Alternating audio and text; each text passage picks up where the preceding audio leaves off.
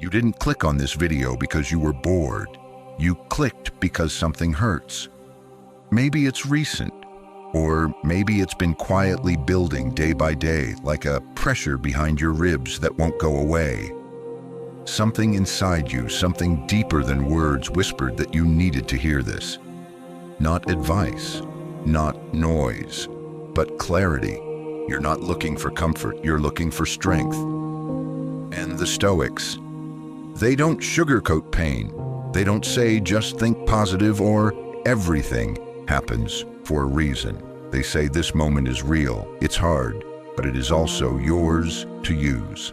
Marcus Aurelius, emperor and philosopher, wrote, "The impediment to action advances action. What stands in the way becomes the way." That's the heart of this video. Here we don't run from pain, we face it. We don't drown in emotion, we study it. We don't seek vengeance, we seek virtue. Because when life breaks something open inside you, you have a choice. Let it define you, or let it refine you. This video will give you 8 timeless Stoic strategies, not motivational fluff, but real grounded ways to turn emotional weight into inner power. Not by pretending things are okay, but by learning to stand still in the storm and walk out stronger. If that resonates with you, if you want more content that cuts through the noise, consider subscribing. No hype here, just stillness, reflection, and growth, one breath at a time. Now, let's begin. Number 1, embrace discomfort, don't run from it. You feel it again, that tension rising in your chest, the ache in your gut, that emotional sting you'd rather not name. And instantly, without thinking, you reach for the phone, for a distraction, for food, noise, validation, anything that might soothe the edges of your discomfort. We've been trained almost since childhood to believe that pain is bad. That discomfort is a warning sign, that when something feels wrong, the goal is to make it go away as fast as possible. But the Stoics saw it differently. They didn't chase pain, but they didn't flinch from it either. Because what they understood, and what most people today forget, is this: pain is not the enemy. Avoiding it is. Think of Epictetus, born a slave, crippled for life, and yet one of the greatest voices in Stoic thought. He said difficulties show a person's character. So when trouble comes, think of it as training. Training, not punishment, not cruelty, not injustice. Training. That single shift in mindset changes everything, because when you start seeing pain as a tool, not a trap, you stop reacting and start rebuilding. Let's look deeper. Discomfort in all its forms, grief, failure, rejection, uncertainty. It doesn't just appear to torment you, it appears to reveal you. It shows you who you are, what you value, and where you've placed your identity. When your heart breaks, what surfaces? When things fall apart, who are you without the labels, the habits, the comfort? That space where most people panic is where Stoics build themselves. Imagine this: a blacksmith stands in front of a glowing furnace. He grips a piece of raw iron, misshapen, cold, unformed. And without hesitation, he plunges it into the fire. Why? Because he knows that the fire is necessary. The flame doesn't destroy the metal, it softens it, so it can be shaped, forged, sharpened. Your discomfort, that's the fire. Your mind, the metal. Every hard moment you face is a chance not to burn, but to be reforged into something sharper, truer, stronger. But only if you stay with the heat. Modern life trains you to escape the heat. Push a button and you're distracted. Open an app and you're entertained. Swipe a screen and suddenly you've numbed the ache, at least for now. But what you avoid only grows. Pain you bury festers, and the strength you avoid building will cost you when the next storm hits. The Stoics didn't want you to suffer. They wanted you to prepare. They believed that a person who had learned to sit with discomfort without complaint could endure anything. Here's the truth no one tells you. The mind becomes resilient the same way the body does, through resistance, through repetition, through voluntary exposure to things that are difficult, not unbearable, just difficult, uncomfortable, demanding, because that's how mental muscles are built. Think of it like lifting weights. No one gets stronger lifting pillows. Growth comes from friction, from pressure, from that small voice inside you saying, "I can't do this," and another quieter voice replying, "Yes, you can, one more rep." And maybe that's all resilience is, one more rep, one more breath, one more morning. You get up when everything in you wants to give up. So how do you actually practice this? You don't need to go looking for tragedy. Life will bring plenty of that, but you can train your mind to stop running. Here's one way. 1. Name the pain. When discomfort arises, don't suppress it. Speak it. I feel anxious right now. I'm scared of failing. I feel rejected. Naming pain takes away its power to control you in the dark. 2. Breathe through it. Literally. 3 slow breaths. Feel it in your chest. Don't fix it, just be with it. Like watching a storm from behind a window. You see it, but you're not inside it. 3. Ask, what is this pain trying to teach me? Not how do I make it go away, but what's underneath this? Often you'll find fear, ego, expectations, attachments, and now you have something real to work with. Seneca once said, "A gem cannot be polished without friction, nor a man perfected without trials." You don't polish a diamond with kindness. You polish it with grit, with pressure, with time. You are that gem. And yes, it hurts, but look at what's emerging beneath the roughness. A clarity, a steadiness, a you that doesn't break the next time life tightens its grip. Nature metaphor recap. Pain is the weight. Your mind is the muscle. Each time you stay present with it, you lift a little more. Over time, what used to break you becomes your warm-up set. So I'll ask you this, what if your greatest discomfort is not a curse, but a signal? A message from life that says you're ready for more. You've grown past this version of yourself. Now, evolve. Will you listen or will you numb it and stay the same? The Stoics leave the choice to you, but they also leave this reminder. What stands in the way becomes the way. You already have the strength. You just haven't used it in a while. Let's change that. Number 2, control what you can let go of the rest. You want answers. You want the pain to stop. You want closure, certainty, maybe even justice. But life doesn't always give you those things. Sometimes the apology never comes. The situation doesn't change. The people don't understand. And the more you resist that reality, the more you suffer. But the Stoics remind us of something both powerful and humbling. You don't control everything. In fact, you don't control most things. But what you do control is everything that truly matters. Epictetus, who knew powerlessness firsthand as a slave, said it clearly. Some things are up to us and some are not. And in those words lies freedom. Because once you separate what's within your control from what isn't, you reclaim your energy. You stop wasting time trying to bend the wind. And instead, you learn how to set your sail. Let's make this real. Think of how much time you've lost arguing with reality, worrying about what others think, raging at traffic weather misfortune, reliving what someone said, overthinking what might happen tomorrow. It's like holding a rope tied to a wild horse, pulling, straining, refusing to let go, all the while being dragged through the dirt. And here's the paradox. The moment you release the rope, the moment you stop resisting the uncontrollable, that's when you rise. That's when you finally see what's been in your hands all along. Metaphor. Imagine standing in a river. The current is strong. You can't stop it. You can't reverse it. But you can choose how you stand in it. You can choose where to place your feet, how to balance, whether to swim with the flow or against it. That is Stoicism. Not passivity, not giving up, but clarity. A deep understanding of what belongs to you and what doesn't. So what do you truly control? The Stoics would say, your judgments, your thoughts, your choices, your effort, your response, everything else, outcome, opinion, outcome, opinion, outcome, not up to you. Yes, you can influence things. Yes, you can take action. But once it leaves your hands, the results no longer belong to you.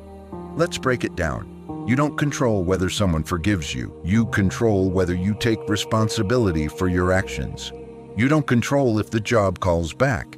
You control how you prepared, how you showed up, how you carry yourself in the meantime. You don't control if the person stays. You control how you love, how honestly, how deeply, how respectfully. In the chaos of life, the Stoics give you a kind of stillness, a circle of control, and everything outside that circle you gently release. And when you live like that, you stop being yanked around by every storm. You stop blaming the world and start building a foundation no one can shake. Marcus Aurelius, an emperor with more power than most people could imagine, still wrote, "You have power over your mind, not outside events. Realize this and you will find strength." He didn't say, "You'll find comfort."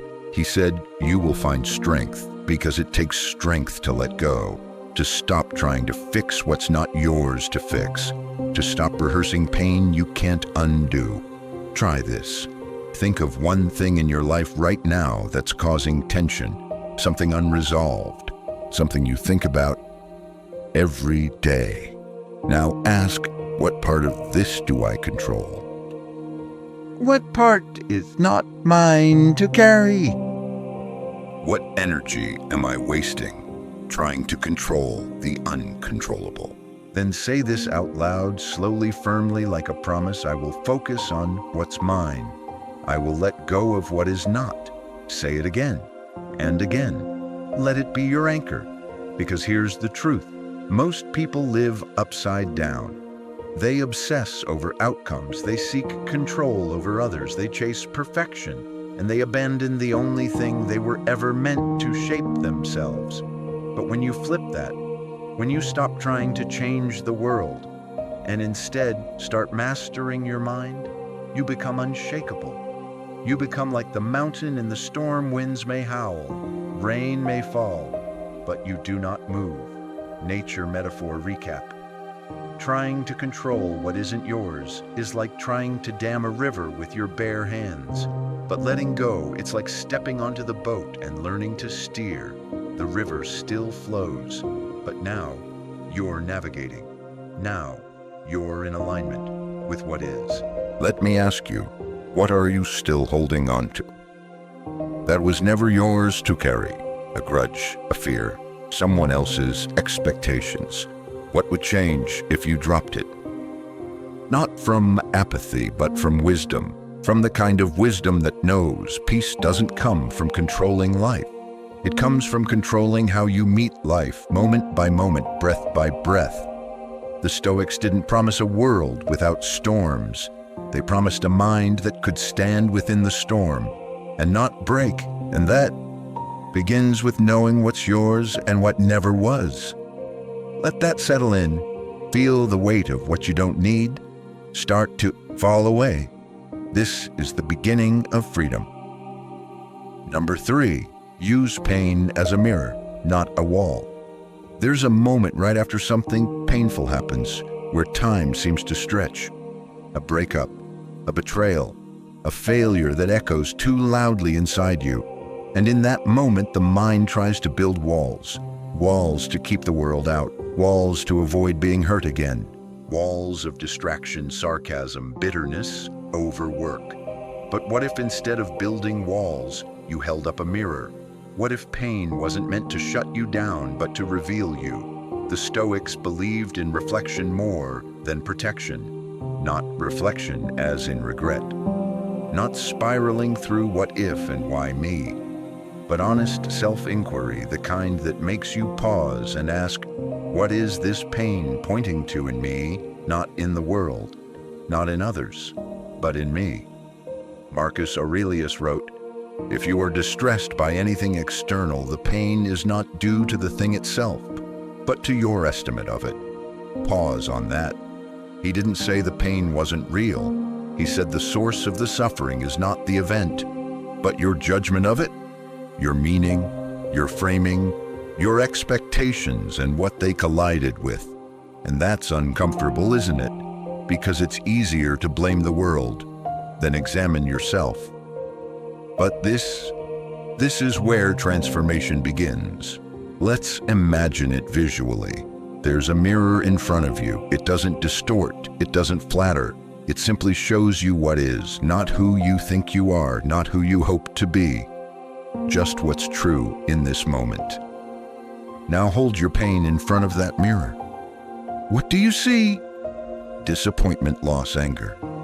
Look deeper. Beneath the surface pain, there's always a message. You expected too much from someone who couldn't give it. You tied your worth to an outcome that didn't happen. What a thing. You feared rejection because you never healed the last one. This isn't judgment, it's insight, it's clarity. And clarity is the birthplace of wisdom. Metaphor. Think of pain like a bruise. It doesn't appear randomly. It forms where impact occurred, where something sensitive was hit. And like a bruise, pain tells you, here's where you need to pay attention. Here's where you're still healing. Here's where you're still carrying weight that doesn't belong to you. If you ignore it, it spreads. But if you touch it gently, if you stay with it, you begin to understand. Here's a practice the Stoics would have approved of. 1. Name the pain. Instead of saying, I'm fine, ask yourself what emotion is. This anger, shame, fear, resentment, give it a name. That gives it edges and makes it workable. 2. Trace the source. Ask, where is this coming from? Is it about what just happened, or is it something deeper? Often today's pain is echoing something from long ago. You think you're reacting to this event, but your body is remembering that wound. 3. Question the meaning. Pain often attaches meaning automatically. She left me. I must not be enough. I failed. I'll never succeed. But meaning isn't fixed. Ask, is this true, or is this just my fear talking? You always have the right to rewrite the narrative. This is where pain becomes powerful, when you stop trying to get rid of it and start trying to listen to it. What if your heartbreak is showing you where you overextended yourself? What if your failure is exposing a part of you that needs patience, not punishment? What if your frustration is a compass, pointing you toward values you've been ignoring? Seneca once said, no man is more unhappy than he who never faces adversity, for he is not permitted to prove himself. Read that again. He doesn't say adversity is good. He says it's necessary, because only in adversity do we meet our real self. Not the curated self, not the hopeful self, but the actual self, flaws, fears, and all. And from that meeting point, something new begins. Now, here's what most people do instead. They build walls, they distract themselves, they numb, they blame. But that's like turning your back to the mirror because you don't like what you see. It doesn't change the image, it just delays the work. And the work is what frees you. Nature metaphor recap. Pain is a mirror. You can smash it and pick up the shards later. Or you can stand before it, breathe deeply and say, yes, this is me right now. Not forever, but now. And with that honesty comes grace. Not the kind of grace that excuses everything. The kind that says, I see myself clearly and I choose to grow anyway. So let me ask you, are you using your pain as a mirror or a wall? A mirror brings you closer to yourself. A wall keeps you stuck in the same loop, repeating patterns, blaming the same people, fearing the same outcomes. The mirror is harder, but the mirror is honest. And in a noisy, performative world, honesty is strength. Here's your invitation. Tonight before bed, sit in silence, no distractions, no noise. Ask yourself, what pain am I avoiding? What is it trying to reveal? What would it mean to stop hiding and start listening? Write it down. Don't edit, just let the truth arrive. That's Stoicism, not the philosophy of the invincible, but the philosophy of the real. And when you live like this, when pain becomes a portal to deeper insight, no experience is wasted, not even the ones that broke you, because now you're not just hurting, you're healing, you're evolving, you're beginning again with eyes wide open. Number 4, practice voluntary hardship. You brace yourself when pain arrives unexpectedly. But what if you chose it before it chose you? That's what the Stoics practiced, not because they enjoyed suffering, but because they understood something timeless. You prepare for life's storms in calm weather, when the days are easy, when your comfort is full, when nothing's pressing in on you. That's when you train, not to toughen your skin, but to sharpen your spirit. Because the truth is, pain is coming, loss is coming, change is coming, and if you've never practiced hardship, even a small blow will feel like collapse. But if you've rehearsed, if you've chosen difficulty when ease was available, you'll stand, not untouched, but unshaken. Seneca said it clearly, set aside a certain number of days during which you shall be content with the scantiest and cheapest fare, saying to yourself, is this the condition I feared? What is he doing here? He's not punishing himself. He's testing his fear, stripping life down to the essentials, and realizing I can live with less. I don't need all the comforts I thought I did. I am still me even here. This is voluntary hardship, not suffering you didn't choose, but difficulty you invite. For the sake of mental resilience, think of it like military training before war. You don't simulate peace, you simulate chaos, not because you want to suffer, but because the real battle is coming and you want to meet it prepared. Metaphor: a tree that only grows in still air is fragile, but a tree that grows on the cliffs, bent by wind, tested by storms, digs its roots deeper. It doesn't grow in spite of resistance. It grows because of it. And that's what the Stoics wanted for you. Not a life without challenge, but a soul with deep roots. So how do you practice hardship? You don't need to go live in a cave, but you do need to become deliberate. Here are a few ways. 1. Deny yourself small pleasures intentionally. Skip the morning coffee, sleep on the floor once a week. Eat a plain meal instead of your usual treat. Why? To remind yourself, I don't need luxury to survive. This isn't deprivation, it's training. Every time you do this, you chip away at the illusion that you are fragile. 2. Add friction to your daily routines. Take the stairs instead of the elevator. Walk in the rain without an umbrella. Leave your phone at home for a walk. These aren't grand gestures, but they create micro challenges, and each one teaches your mind, I can handle more than I thought. 3. Practice silence and solitude. 1 hour, no phone, no distractions, just you and your thoughts. Most people fear silence more than suffering, but silence is where discipline begins, where inner strength takes root. These practices aren't about proving anything to others. They're about reclaiming inner control. Every time you do something hard on purpose, you remind your nervous system, I am not a slave to comfort. I can choose discipline. And over time, this rewires you. You stop panicking when life gets uncomfortable, because part of you has already been here. You've rehearsed it. You've faced cold showers, skipped meals, walked in silence, sat with discomfort, and suddenly real hardship feels a little more familiar, not easier, just less terrifying. Marcus Aurelius wrote, "You must build up your life action by action and be content if each one achieves its goal as far as possible, and no one can keep you from this." What is he saying? That every small act of self-discipline, every small choice to endure, to simplify, to confront hardship without fear, it adds up.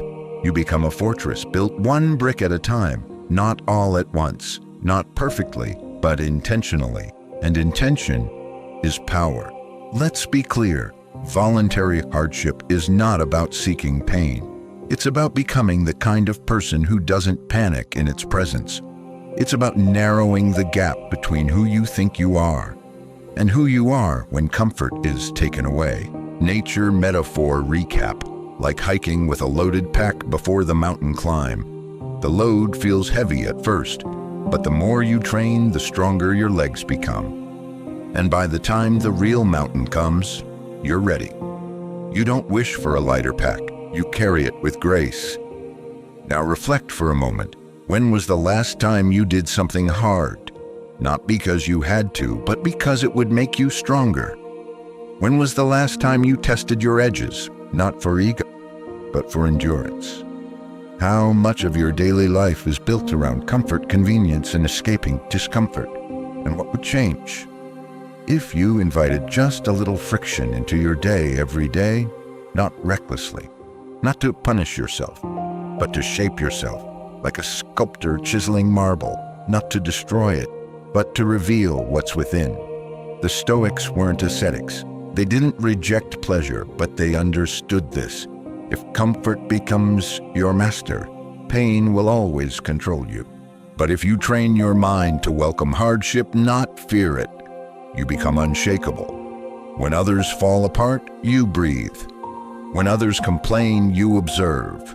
When others panic, you return to your training. And that is the calm power of Stoicism. So here's your challenge. This week, choose one act of voluntary hardship, not to impress anyone, not to punish yourself, but to train your soul. It could be as small as fasting for a day, or walking in silence, or writing down your fears without distraction. Whatever it is, do it on purpose. Do it with awareness. Do it knowing I'm building strength that the world can't take from me. And that strength, it's what carries you when everything else falls away. Number 5, reframe the narrative. You are not a victim. Pain can make you feel small. It narrows your world. Your thoughts begin to spiral. Why did this happen to me? Why do I always end up here? Why can't things ever just work out? And before you realize it, you've started wearing the story of a victim, silently, unconsciously. It becomes a lens. You see everything through the betrayal. Proof people can't be trusted. The failure evidence. I'll never be enough. The setback. Another chapter in a story I didn't choose. But here's the truth. The Stoics would want you to hear. You are not your story. You are its author. And you can choose right now to change how it's written. Marcus Aurelius, an emperor, under relentless pressure said, choose not to be harmed, and you won't feel harmed. Don't feel harmed, and you haven't been. That doesn't mean you pretend pain isn't real. It means you take back control of the meaning, because the event is neutral. It happened. It's over. But the narrative you attach to it, that's where your power lives. Let's make it personal. Maybe someone hurt you, left you, lied to you. Maybe the opportunity vanished. The dream collapsed. The support you thought was there disappeared. You didn't choose it. You didn't cause it. But now you're left with something deeper than the pain. You're left with the story you wrap around it. And this is the turning point. You can stay trapped in the loop. I'm broken, I was wronged, this always happens to me. Or you can pause, breathe, and ask, what else could this mean? Metaphor, think of your mind like a film projector. Pain is the film reel, raw, uncut, but the lens. That's your perspective. You decide how the story is framed, where the focus lies, whether it ends in despair or growth. The reel doesn't change, but the narrative can. Here's how the Stoics reframed pain. They didn't say, I was betrayed. They said, I was reminded to trust slowly and choose wisely. They didn't say, I failed. They said, I learned where my weaknesses are. Now I can train better. They didn't say, this loss ruined me. They said, this loss revealed what I was too afraid to lose. This isn't toxic positivity. It's disciplined perspective. It's courage applied to thought. And it's what Viktor Frankl meant when he taught between stimulus and response. There is a space. In that space lies your freedom. He survived one of the darkest human horrors and still believed meaning could be found. That is not delusion, that is resilience of the highest kind. So what does reframing look like in real life? It looks like this. You pause after something painful happens. You feel the emotion fully. You don't rush to label it. You just observe. Then gently you ask, what story am I telling myself about this? Is that story helping me grow or keeping me stuck? So what else might this experience mean? And you rewrite it. Not to erase it, but to own it. Try this, write down a painful event from your life. Then under it, write 2 versions of the story. 1, the default story, the victim version. 2, the reframed story, the Stoic version. Example, default. I was abandoned. I must not be worthy of love. Reframed, I was abandoned and I survived. I now know what I truly need in a relationship. I've grown stronger boundaries. See the shift. Same event, different meaning. And that new meaning, it moves you forward. It returns your strength. It restores your authorship. Seneca said, we suffer more often in imagination than in reality, because we don't just feel the original pain, we replay it, distort it, magnify it. And soon, we're not even suffering from the event. We're suffering from our own story about it. But you can choose a better story, not one where nothing bad ever happens, but one where nothing bad defines you. Nature metaphor recap. Pain is like a wildfire. It burns everything, including your old identity. But what grows in the ash is often more honest, more beautiful, more real. New roots, new clarity, new meaning, only if you choose to plant something there. So let me ask you, what narrative are you repeating that's keeping you small? Who would you become if you rewrote that story from the eyes of strength, not suffering, not to erase the pain, but to elevate through it? Most people never do this. They live decades inside one chapter, never realizing they were allowed to turn the page. But you're here now, you're listening. That means the next page is blank, and your pen is in your hand. Write something worthy of who you're becoming. The Stoics were clear, you may not control the plot, but you always control the meaning, and meaning is where healing begins. This is how you reclaim your power. This is how you stop being the victim and start being the author. Not overnight, not perfectly, but one sentence at a time. And that's more than enough. Number 6, anchor yourself in the present moment. You're walking through your day, but your mind isn't here. You're replaying a moment from last week, what you should have said, what you wish you did. Or you're anticipating what could go wrong tomorrow, playing out scenes that haven't happened. And in the middle of that noise, you miss this moment, the one you're actually living, the one that holds the only real power you have. The Stoics knew this trap well. They understood that pain isn't just what happens to you, it's also how you time travel in your mind, back to regrets, forward to fears, everywhere but now. Lao Tzu said, if you are depressed, you are living in the past. If you are anxious, you are living in the future. If you are at peace, you are living in the present. It sounds simple, but in practice it takes discipline, stillness, awareness, because the modern world does everything it can to pull you away from the now. Your phone buzzes, an email pings, a headline spins, and your attention, the most sacred thing you own, is scattered. The Stoics saw attention not as a luxury, but as a moral choice. Marcus Aurelius wrote, concentrate every minute, like a Roman, like a man, on doing what's in front of you with precise and genuine seriousness. In other words, be here, fully. Metaphor. Imagine your mind like a small boat. When you drift into the past or the future, you're pulled by invisible currents.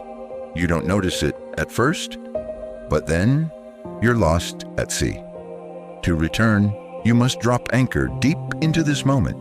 That's what present moment awareness is, an anchor, not to stop life, but to steady yourself inside it. Here's how pain pulls you out of the present. You think, I shouldn't have trusted them. I shouldn't have made that mistake. I should have seen this coming. Or, what if this never gets better? What if I lose everything? What if I'm not strong enough for what's ahead? And just like that, you're not here anymore. You're time traveling. You're reacting to a ghost or a guess, not to reality. So what's the practice? How do you return to the moment when everything in you wants to run from it? Start with the breath, always the breath. 1. Breathe deeply, slowly, in through the nose, out through the mouth. 3 cycles. Feel your body soften just a little. You're here, now, not then, not later. 2. Name 5 things around you: the color of the wall, the sound of your breath, the texture of your clothes, the shape of your shadow, the air on your skin.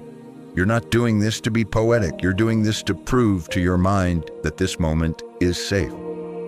3. Say aloud or silently, this moment is enough, because it is, because it's all you really have. Most people live outside their own lives. They obsess over what can't be changed or what hasn't happened yet. But the Stoic trains themselves gently daily to return to the task, to the breath, to the life that's actually unfolding, not the one playing in their heads. Seneca said, true happiness is to enjoy the present without anxious dependence upon the future. That doesn't mean you stop planning. It means you stop living in your plans.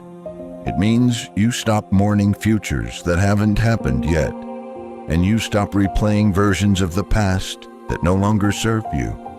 Because the only place you can act is here. The only place you can heal is here. The only place you can reclaim power is here. Now, you may be wondering, but how do I stay here when it hurts? And that's the paradox. The more you flee the moment, the more it hurts. But when you sit with the pain, breathe through it. You find something underneath it: strength, clarity, stillness. Not instantly, not magically, but gradually as your mind learns, I don't need to escape, I can remain. That's when the shift happens. Nature metaphor recap. Pain is like a thunderstorm, loud, disorienting. But if you stand still, if you anchor into the earth, you'll feel the wind pass.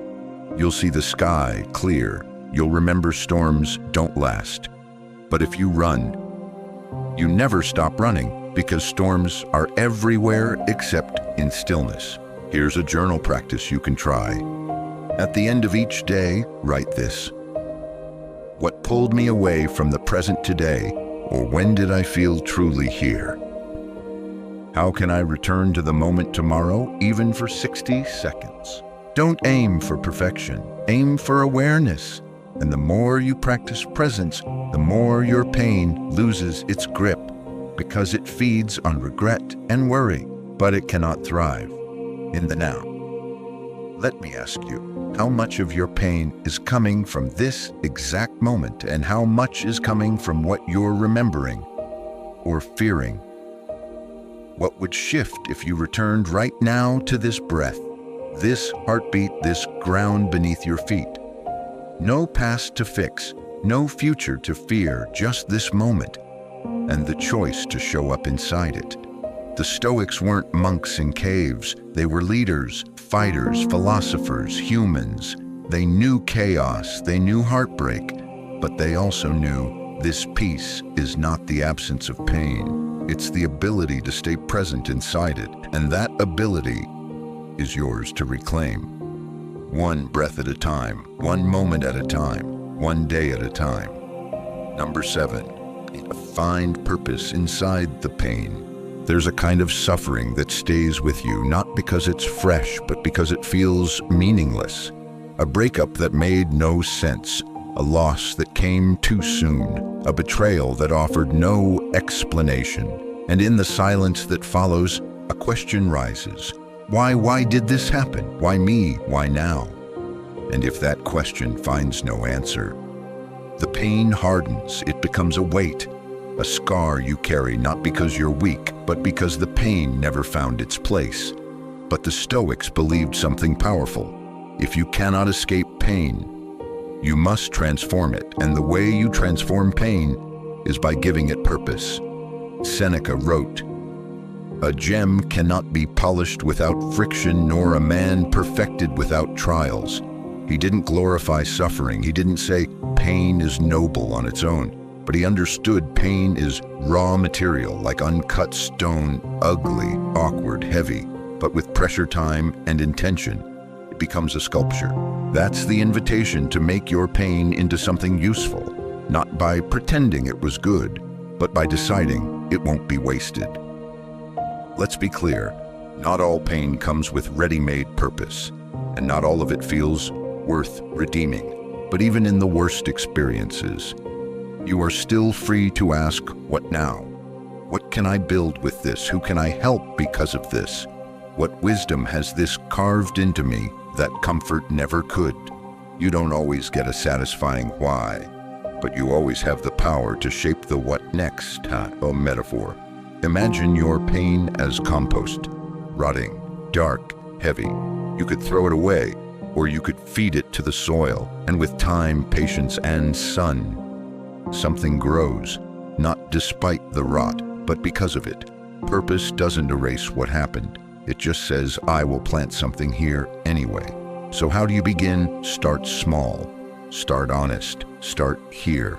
1. Ask, what did this pain reveal about what matters to me? Pain clarifies. It burns away illusion. What you miss tells you what you valued. What you feared shows you what you attached to. That clarity is a compass. 2. Ask, who else carries a similar pain? Pain isolates, but it also connects. What if the lessons you're learning now are meant to be shared? What if your story could be someone else's roadmap? 3. Ask, what strength did this suffering awaken in me? Maybe it taught you to set boundaries, to slow down, to question your identity, to speak, to leave, to begin again. None of it feels heroic while it's happening, but looking back, you'll often find that your grit was born inside grief. Here's something most people don't realize. Your greatest pain often points to your greatest purpose, not because the pain defines you, but because it carves a space inside you where something real can grow. A therapist becomes a healer because they once sat in darkness.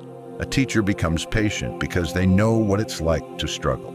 A quiet soul becomes a writer because their silence once screamed. Pain becomes wisdom, and when it finds a channel, and you are that channel. Marcus Aurelius said, "What injures the hive injures the bee, but what strengthens the hive strengthens the bee."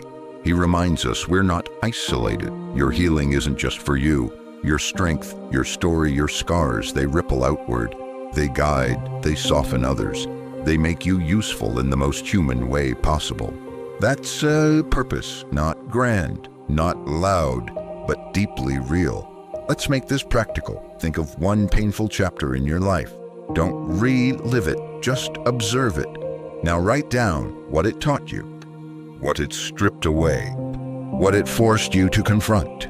Then ask, who could benefit from hearing this? What would I tell someone going through the same thing?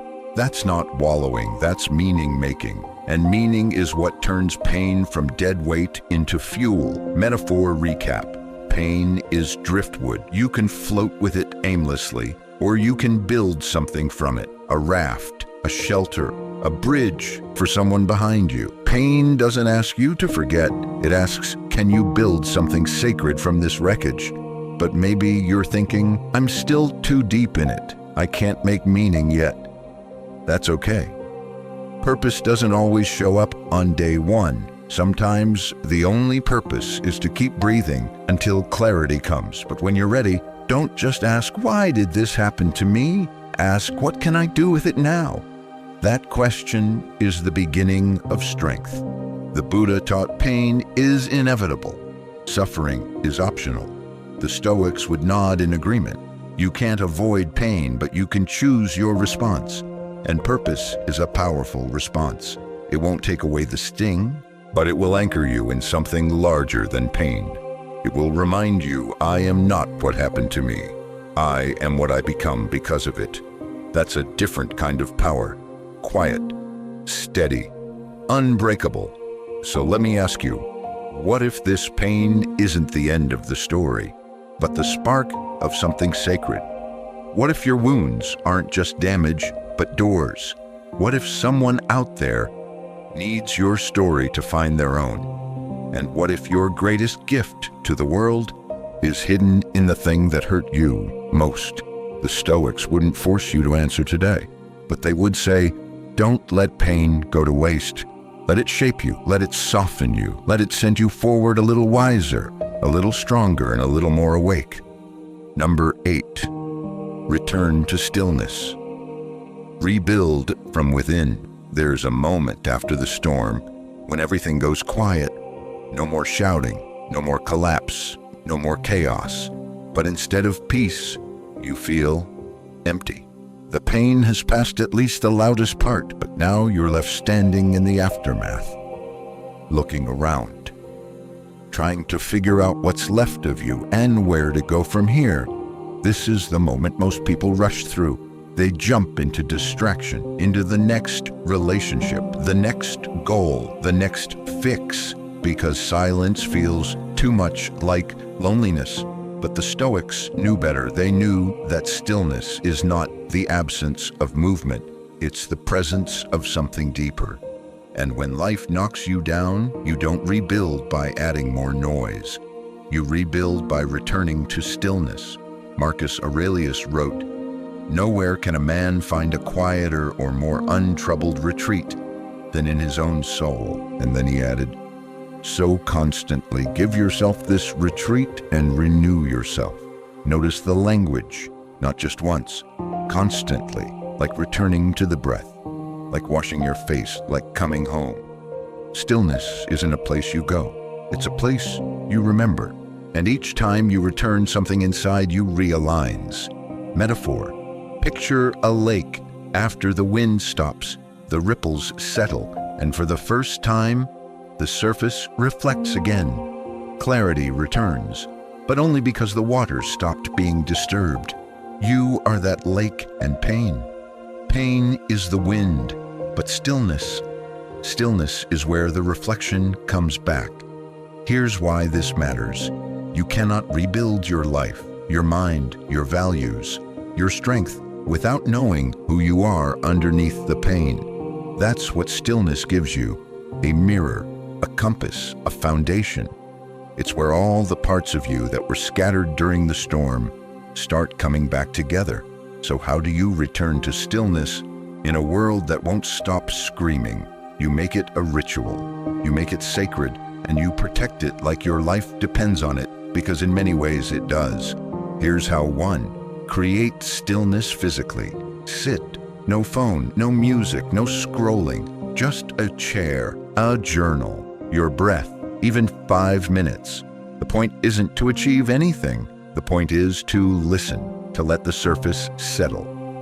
2. Speak less. Observe more. Stillness isn't just external, it's in how you respond. When someone says something triggering, pause. When you feel like reacting, don't. Ask, what is this moment asking of me? That pause, that restraint, that's power. 3. Engage with your inner world. Gently ask yourself, what do I feel that I haven't said aloud? What am I avoiding? What is true for me right now? Write it, whisper it, feel it. Stillness isn't passive. It's where you face what's real without judgment, without armor, just presence. Seneca wrote, "A man who suffers before it is necessary suffers more than is necessary." But in stillness, you stop anticipating. You stop rehearsing suffering that hasn't arrived. You stop dragging the past into the present. and instead you return to what is. Just this breath, just this heartbeat, just this quiet. Stillness is where healing becomes integration. It's not where the pain disappears, but where it loses its grip. Because now you're not flinching from it, you're sitting beside it, you're seeing it clearly, and something happens in that quiet. A realignment, a return to center. You remember, I am not what happened to me. I am not the labels others gave me. I am not my mistakes. I am the space in which all of that passes, and beneath it all, I remain. Nature metaphor recap. After a forest fire, the land looks dead, but underneath the ash, new life is preparing to grow. Tiny roots begin again, quiet, invisible, but steady. Stillness is where those roots take hold. You don't rush it, you don't announce it, you simply sit and allow it. Let's be honest, stillness will feel uncomfortable at first, because in that silence you'll hear everything you've been avoiding. The thoughts, the regrets, the shame, the longing, the quiet ache you've been numbing with motion. But that's the point, to finally face it, to let it breathe, and in doing so, to soften your grip. This is why the Stoics returned to stillness daily, not because they were trying to escape the world, but because they wanted to enter it from a grounded place. They didn't want their actions to come from anger or fear or chaos. They wanted to respond and not react, to lead, not lash out, to live, not flinch. And you can do the same. Here's a small practice. At the end of the day, ask yourself 3 questions in silence. 1. What stirred my emotions today? 2. Where did I act with virtue and where did I fall short? 3. What can I let go of tonight? Write it. Sit with it. Don't fix it. Just witness it. That witnessing is the first brick of rebuilding. Let me ask you, when was the last time you were still, not distracted, not avoiding, just present with yourself? What might return to you? If you made space for that quiet, who might you become? If you stopped chasing and started listening? Because here's what the Stoics knew. You don't find your strength in the noise. You find it in the pause between the noise. And that pause, it's always available right now, right here, in this breath. Return to it and rebuild, not as you were, but as you're meant to be. So here you are. You've walked through the fire. You've sat with the silence. You've faced the ache, the tension, the questions with no easy answers. You didn't just listen to ideas, you reflected. You didn't just learn philosophy, you felt it. And now something is different. Maybe not louder, maybe not brighter, but deeper, quieter, wiser. Because something inside you has begun to shift. Not from a moment of inspiration, but from the quiet courage to keep going, even when it hurt. Let's return to where we started. You didn't find this message by chance. You were searching for something, a reason, a relief, a way forward. And maybe what you needed wasn't a solution, but a mirror, a companion, a voice that didn't tell you to run from the pain, but to walk through it with presence, with discipline, with grace. The Stoics never promised comfort. They promised clarity. And with that clarity, the power to endure. Marcus Aurelius reminded us, the impediment to action advances action. What stands in the way becomes the way. And now you know what that really means. The pain, it wasn't the end. It was the beginning, the challenge. It wasn't a punishment. It was an invitation. And the path through it, it was an escape. It was transformation. But before we part ways, ask yourself this. What happens if you leave this video unchanged? If you go back to scrolling, if you go back to numbing, if you go back to believing the story that you are your wounds, then the pain remains just pain, heavy, hollow, unresolved. But if you carry even one insight forward, if you pause before reacting, if you sit with the discomfort instead of running, if you begin to treat pain as a teacher instead of an enemy, then something subtle begins to shift. Not the pain itself, but your relationship with it. And from that shift, strength is born. Final metaphor. Imagine your pain as raw clay. At first, it's heavy, ugly, misshapen. But in your hands, with breath, patience, and presence, it becomes a vessel, not to throw away, but to fill with something new: perspective, purpose, peace. So if this message helped you, if it resonated, consider subscribing, not for content, but for quiet companions on the road of self-mastery. This space, this channel is not about noise. It's about returning to yourself, one breath at a time. And when you forget what you've learned here, because you will come back, we're not meant to remember all the time. We're meant to return to stillness, to truth, to the part of you that cannot be broken, only shaped.